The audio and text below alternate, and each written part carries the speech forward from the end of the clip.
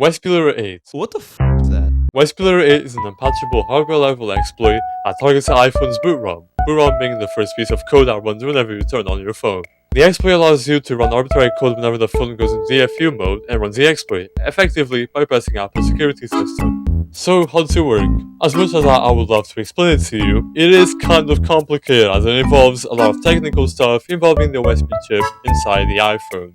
As of July 28, 2026, the blog about Waveshare 8 has been taken down, but thankfully it's still being archived on the Wayback Machine. So, if you're curious, then go ahead and check out our archived blog post for more info on how it works. So what can you do with this? Well, first, you can downgrade your iOS version. Huge caveats, I'll talk about this later. Possible jailbreak? I don't know, there's still jailbreaks to come, so I could technically be wrong. Possibly do feature iCloud bypass. Well, how do I do it? Great question. To perform this exploit, we're gonna need 4 things. A computer, preferably with decent specifications, your iPhone X lineup and iPhone 11 lineup, a microcontroller with specifically the RP2350 chip, some of them being the Waveshare RP2350-A, and the Pi Pico 2, which is the one that I'm going to use, and a generic USB-A to Lightning cable. Which one should I buy? If you can, go ahead and buy the Waveshare one. You won't have to deal with the soldering stuff that I'll show in a second. But, if you can't and you decide to buy the Pi Pico 2, you're going to need, first, a soldering iron, which is what I use in my case, second, a stripped Lightning cable, and third, patience. Like, a lot of patience. For the stripped Lightning cable, just search up a tutorial for it. I would have recorded it, but I stripped the cable before I even had the idea of recording this entire process. And I am not going to sacrifice another cable for no reason. I'm poor. But, you just need to expose the inner wires of the cable, and within the inner wires, expose the copper lining that they have inside. So you can then solder them onto the board later on. Now for the soldering process. While I do not have a soldering iron, unironically my friend does have one. So you can probably guess what we did next.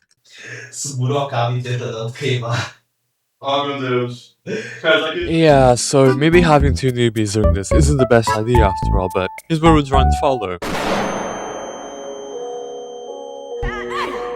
Looks awful, and that's because it is, but you know what, don't worry, I'll make it really simple.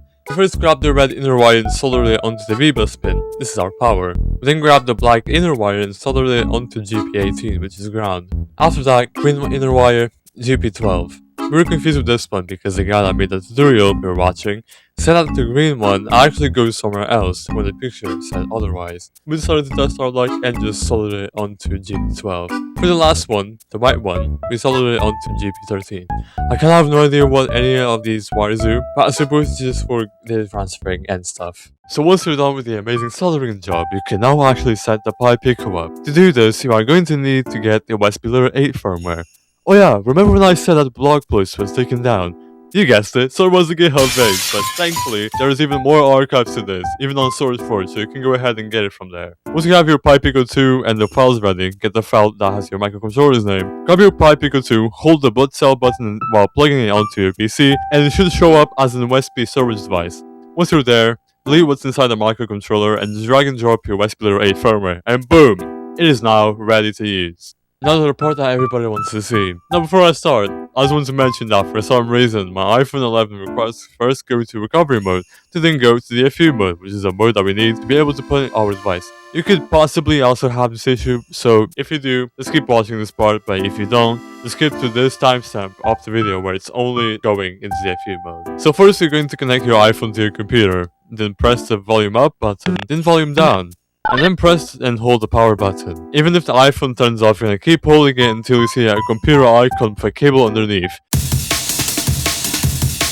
That's our recovery mode. Now from recovery mode, you are going to do the same process of pressing the volume up and then volume down button, but when you start to hold the power button, you have to wait until the phone turns off. When it does, repress! Okay, repress and hold both the power button and press and hold the volume down button for around 5 seconds. Once the 5 seconds are done, let go of the power button but not the volume down button for around 8 to 10 seconds. If your phone persists on the blank turn off screen, congratulations, you are officially on the FU mode. If it reboots, you have to try again, or just do it from the normal home screen instead of doing it from recovery mode. You can verify this in Linux by typing LSUSB and seeing that your iPhone is on the FU mode.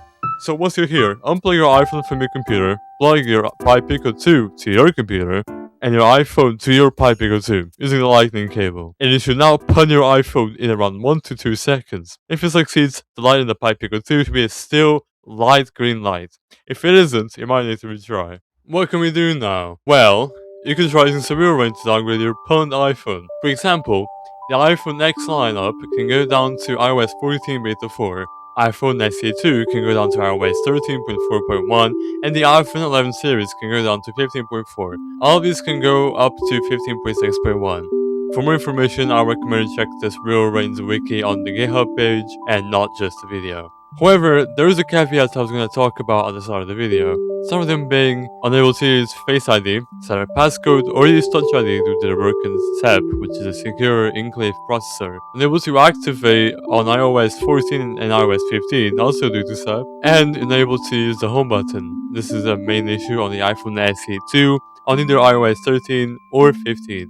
And honestly, you can easily use any tool that has support for usbliter8, as you now have the freedom that Apple never wanted you to have with these devices. That is, until you restart your phone. So yeah, that's it. Thank you guys for watching the video. If you liked the video, please just drop a sub as it would mean the world to me. And I'll catch you guys next time.